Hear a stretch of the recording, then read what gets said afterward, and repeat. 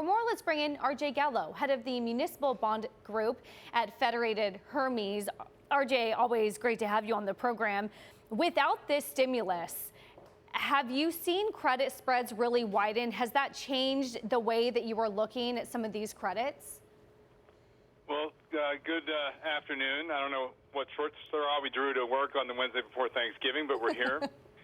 In terms of the lack of a CARES 4 or CARES 5, depending upon how you count it, it certainly tripped up, I think, a little bit of the sentiment in the muni market that more stimulus from the federal government or more relief, really, was on the way.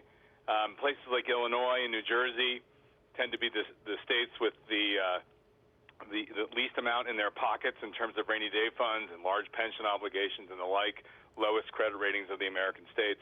They have stumbled on this. Relative values have cheapened up. Spreads have widened in Illinois.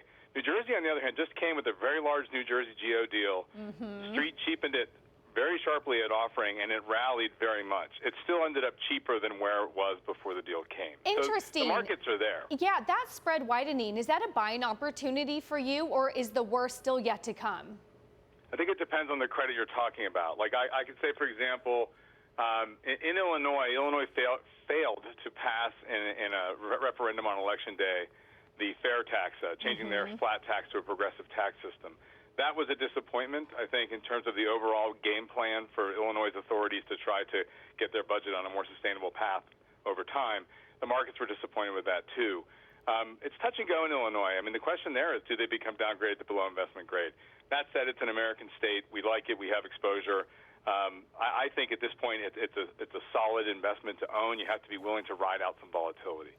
New Jersey, similar story there. I think in other places like MTA, which also got downgraded, struggling massively with the low ridership in New York, that bond widened out to 300 basis points over the AAA, and it's really come in a lot. So the cheapening there was a buying opportunity. It varies by name. Idiosyncratic risk is big right now. So do I take duration risk or credit risk? When you step back and look at a whole portfolio construct, I think the answer is take more credit risk. You do need to be selective. So, for example, airport revenue bonds. Vaccinations are coming. I don't know how many friends or family members you have in the medical field, but the rumors are they might be getting needles in arms by the end of the year. As the vaccination comes and some degree of normalcy resumes in the United States economy, airports are on the front lines to do sharply better.